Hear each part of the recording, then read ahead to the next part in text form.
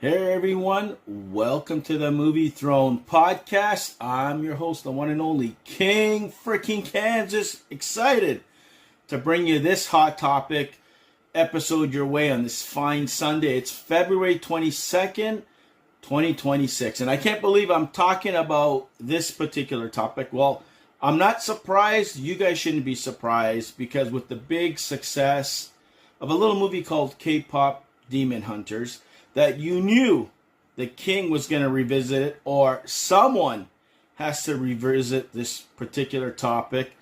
What hot topics is the king talking about? I'm talking about Sailor Moon, possible reboot, and I'm telling you right now, guys, it's long overdue. This is a very, if not one of the most popular anime, manga, comics, TV series, show of all time. Came out in the 1990s, and we still don't have either a live action movie or a new animated style film in the same vein as TF1 or Kpop Demon Hunters. That's what we need.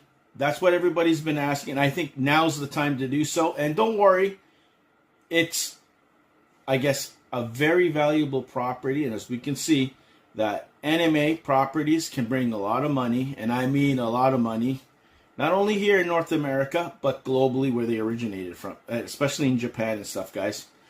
Korea, Japan, I can go on and on, okay? China. I'm excited for the potential of this, guys, and I think you guys should be too. And you know what? If you haven't been excited, or if you don't know what the hell the king's talking about, Sailor Moon, I don't know what rock you've been hiding under, but just in case, I'm going to give you a little background history why I'm excited. You guys can see the figures over my shoulders, There's a reason why the king would spend about $500-600 Canadian and have the whole entire Japanese collection of the show right behind him. Yeah, they're expensive. You guys want these suckers? Go look them up on eBay or whatever the hell you get your figures from, and you'll see. They're straight from Japan, well articulated, and it's not an infomercial for that. If you want to see reviews on these figures, go to Yagnama Figure Reviews, my channel that I kind of bringing back here and there because, thanks to Donald Trump, you don't get anything. But anyways, I'm not here to talk about that, but they're the figures over there. That'll have them on screen so you guys can get a good glimpse. You can zoom up the screen and whatever. I might show you near the end. I'll pick up the camera and show you what they look like. But yeah, guys, my fascination with Sailor Moon started way back, probably when I was 16 years old. I want to say when the series hit the U.S. network. Didn't know what the hell I was watching, but it was geared towards girls more, if anything. But the art style, the storytelling was very unique. I know they chopped it up and they butchered it. I watched the Japanese version since, and fucking, pardon my language, night and day. Wow, they butchered it. To, because the audiences here are not, to get exposed to certain things that are going on, same-sex relationships and all that. Trust me, they tweaked the hell out of it when they brought it here. They butchered it. But when you released this and I saw it, it was phenomenal. I went bonkers over it. You had a girl of 5 scouts, but they're called, I think they're called Senshi. Can't even pronounce. Sailor Scouts here in North America, but Senshi Sailors or Guardians in Japan, whatever you want to call them. But team of girls, teenagers, whether they moved a piece of wand or whatever the hell they were using, charm bracelets or I don't know what the hell they were using at the time, to get their powers and to fight villains. And the villains were like, it kind of reminded me of Power Rangers. That's what I kind of got, but with girls. Whatever. Well done. It was the storytelling that was done. Not only the artwork grabs my eyes because, the king draws.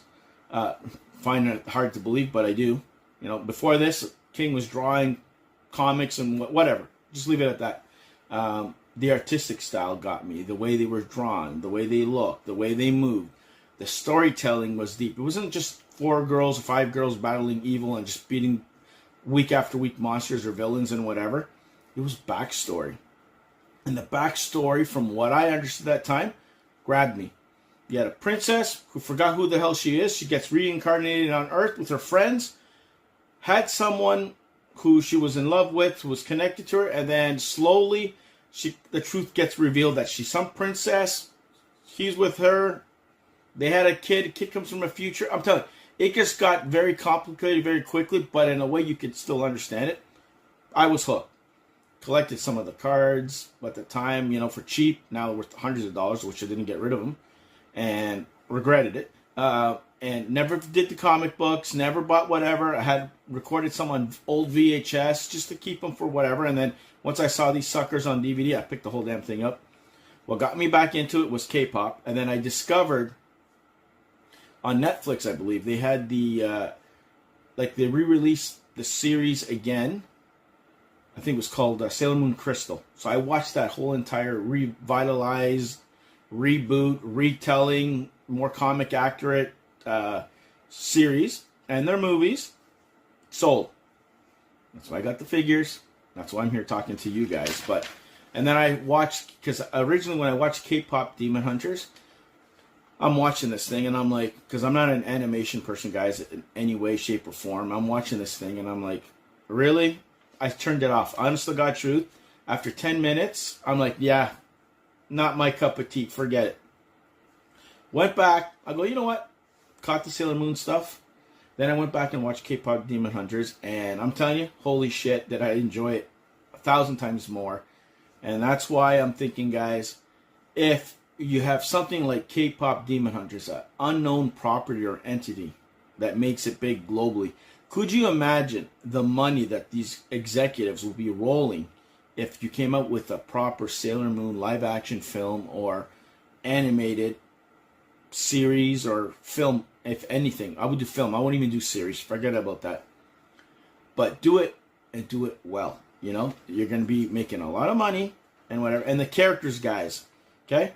I'll give you a little gist of them. And you tell me after I read a little bit about them, if it doesn't get you a little interested, and you could see the potential, not only story-wise, but money-wise for these people. Okay. So basically, you got Sailor Mars. They're named after planets, guys. Rei Hino. She's a fiery shrine maiden with psychic abilities, and she has the powers to control fire. Okay? You can only imagine the backstory you can do with her, from her upbringing, coming across. Like, you can develop these characters so well, it's not funny. And then when they actually emerge, kind of like the Avengers, bam. The impact, deadly. Anyways, then you got Sailor Jupiter. Mikado Kino, she's physically the biggest and strongest from all of them. I think she's also older than all of them. She wields the power of lightning and natural powers. Dude, that's Storm. Anyways, Sailor Mercury, brains, Amy Mizuno, or Mizuno, however you pronounce. Me, I'm bad with pronouncing. She's the genius of the group. She's the one who comes up with the gadgets, the plans, the things. She controls not only water, but also ice. Aquaman, dude. Anyways, I'm just going to leave it at that. Then you got Sailor Venus. She's the pretty one. She's the actress, smart one, knows how to fight, skills. She throws love bracelets at you, which that's not her power, but whatever. She was one of the original leaders of the Inner Guardians until she formed the group and all these people came along. Her name is, let me get it right, Minako Aino. She was the Aino. I've got to watch how I say it.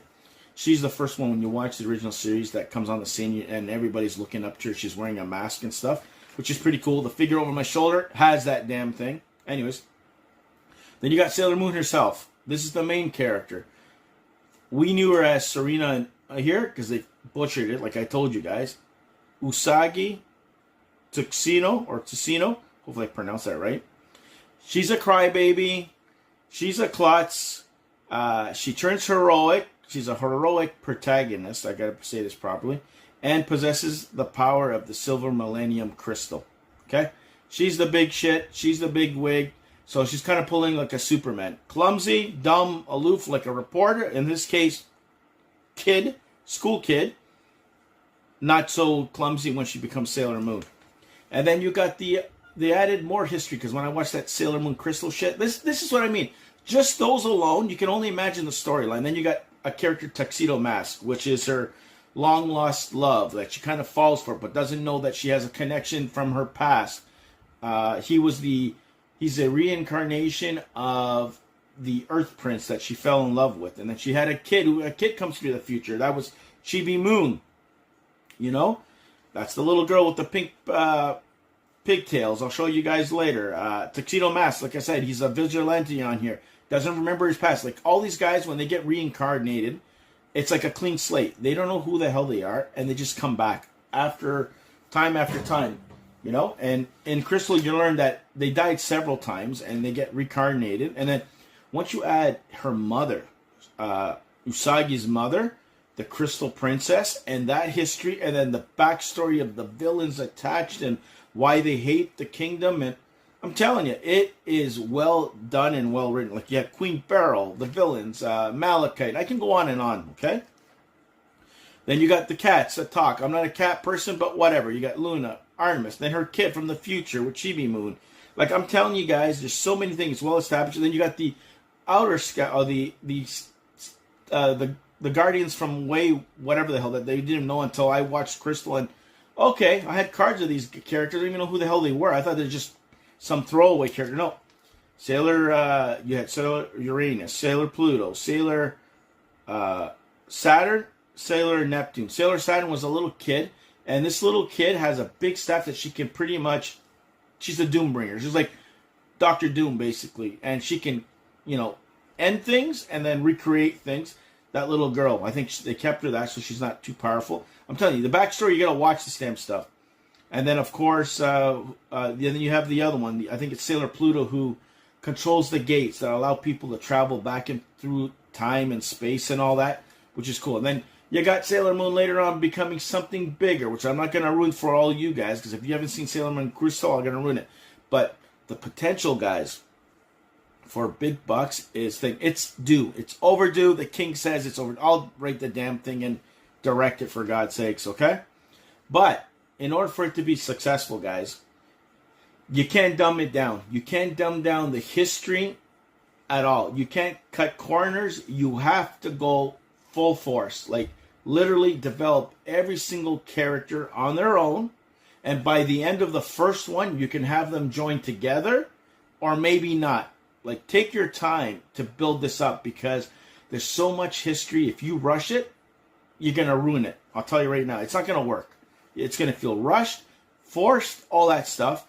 And keep the age group. Don't just focus on girls from 12 and under, or whatever your main age group is. You got to do it generic, from 8 to mid-40s. Because guys like me, King of Young, he's hundreds of centuries old, but that's besides the point, are going to want to watch this damn thing. So you got to make something like TF1 that the old generation people will watch it, and you got new people to get introduced to this. Because I'm telling you right now, gangbusters. Money out of the wazoo if you guys do this, okay? That's what you got to do. Keep it age appropriate. Spread it out. Don't dumb down the origin. People are not dumb. They know about Sailor Moon, especially the diehards. You're going to piss them. You know, you want those people to come aboard so they can get everybody else excited around them. Market the shit out of it properly, which I know you guys can do. You have the technology and the know-how to do it. You've done it with several films. I already told you the look and feel. I personally think that it'll work better as an upgraded anime slash, like what we got with TF1 animated movie, rather than live action. Because live action, it's going to be very tough to get, especially, this is the main thing for me, Sailor Moon. If you don't get Sailor Moon casted properly, you're going to fucking insult, degrade everything that I'm telling you. You're going to do any progress. If you have an attempt, you'll sabotage yourself, because to cast Sailor Moon, it's going to be tough because of, you know, what ethnic background it is. You can make Japanese. To me, she should be Japanese. But for markets, for the way she was portrayed on screen, she don't look Japanese. That's what I'm saying. That's why. Keep it animated. You're safe from all the hate, discrimination, bigotry, you name it, the works. I would do that. But make it look real. And I know you guys can do it. You got computer technology and all that shit. Kpop Demon Hunters worked in its way. I think you can do it in that kind of vein. And it'll go gangbusters, okay? What else did I have to say? Get the proper actors or voice actors for that, which wouldn't matter now because, you know, like I said, story-wise, introduce them separately. Don't do them together like you did in the series. Do a little bit different, but not different, but fully develop each character. So by the time they meet each other, the stakes are high, and you actually care about every single character, because everybody's going to latch on their favorite characters, whether it's Sailor Moon herself or Sailor Mars or Jupiter. You're going to relate to them personally based on their lives. And you don't have to have them have a glorious life and a happy life. You can have them have serious, everyday situations and relationships or events that they're going through until they get to that point. So when they do form that team, you feel that bond, and you believe that 5 girls can kick the living daylights out of whatever they're going to come across. And it'll be believable, you know? And then you can bring in your tuxedo mask. Don't change the way they look at all. Keep their appearances the way they should be. Stick to the material in a sense of their origin. You can tweak things a little bit here and there. That's fine. But don't change the essence of their characters. But, yeah. If you do those things, I promise, not only you guys are going to make money, the fans are going to be happy. And when you make the fans happy, they're going to come.